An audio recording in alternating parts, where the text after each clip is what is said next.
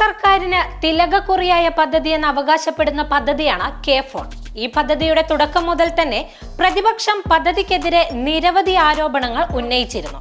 ഇപ്പോൾ പ്രതിപക്ഷത്തിന് പിന്നാലെ കെ ഫോൺ പദ്ധതിക്കായി ഉപയോഗിക്കുന്ന കേബിളിന്റെ ഗുണനിലവാരത്തിൽ വിമർശനവുമായി ഓഡിറ്റർ ജനറലിന്റെ റിപ്പോർട്ടും വന്നിരിക്കുകയാണ്. ഇന്ത്യൻ നിർമ്മിത ഉൽപ്പന്നം വേണമെന്ന ടെൻഡർ വ്യവസ്ഥ ലംഘിച്ച് കെ ഫോൺ പദ്ധതിയിൽ ഉപയോഗിച്ചത് ചൈനീസ് കേബിൾ തന്നെയാണ്. LS കേബിൾ എന്ന കമ്പനി ഇന്ത്യൻ നിർമ്മിതം എന്ന പേരിൽ നൽകിയ OPGW കേബിളുകളുടെ പ്രധാന ഘടകമായ ഒപ്റ്റിക്കൽ യൂണിറ്റ് ചൈനയിൽ നിന്ന് ഇറക്കുമതി ചെയ്തതാണ്.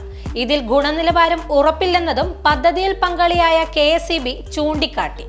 കൂടാതെ ഉന്നത സമിതിയുടെ പരിശോധനയും നിർദ്ദേശിച്ചു. മേക്ക് ഇൻ ഇന്ത്യ മാനദണ്ഡം പാലിക്കണമെന്ന ടെൻഡർ വ്യവസ്ഥ കെ ഫോൺ ലംഘിച്ചെന്നാണ് പ്രധാന കണ്ടെത്തൽ.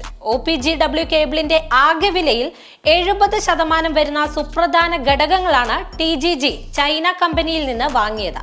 വില 6 ഇരട്ടിയോളം കൂടുതലുമായിരുന്നു. കൂടാതെ LS കേബിളിന്റെ ഹരിയാനയിലെ ഫാക്ടറിയിൽ ഒപ്റ്റിക്കൽ യൂണിറ്റ് നിർമ്മിക്കുവാനുള്ള സംവിധാനവുമില്ല.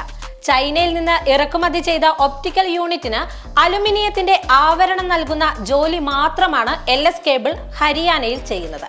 ഫാക്ടറി സന്ദർശിച്ച KSITIL പ്രതിനിധികൾക്ക് ഇക്കാര്യമെല്ലാം ബോധ്യമുണ്ടായിരുന്നു. എന്നിട്ടും കേബിൾ നൽകിയ രേഖകൾ അപ്പാടെ അംഗീകരിച്ച KSITIL നടപടി വിചിത്രമാണെന്ന് ഓഡിറ്റർമാർ കുറ്റപ്പെടുത്തി.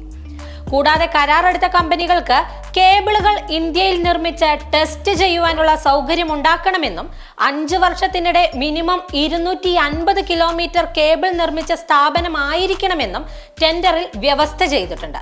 ഇത് ലംഘിച്ചിട്ടാണ് ടെൻഡർ നേടിയ LS cable India private limited ചൈനയിൽ നിന്ന് നിലവാരം കുറഞ്ഞ കേബിൾ ഇറക്കുമതി ചെയ്തത്. കൂടാതെ കരാർ കമ്പനിയായ LS കേബിളിന് KSITIL നൽകിയത് അനർഹമായ സഹായമാണെന്നും AGയുടെ റിപ്പോർട്ടിൽ പറയുന്നുണ്ട്.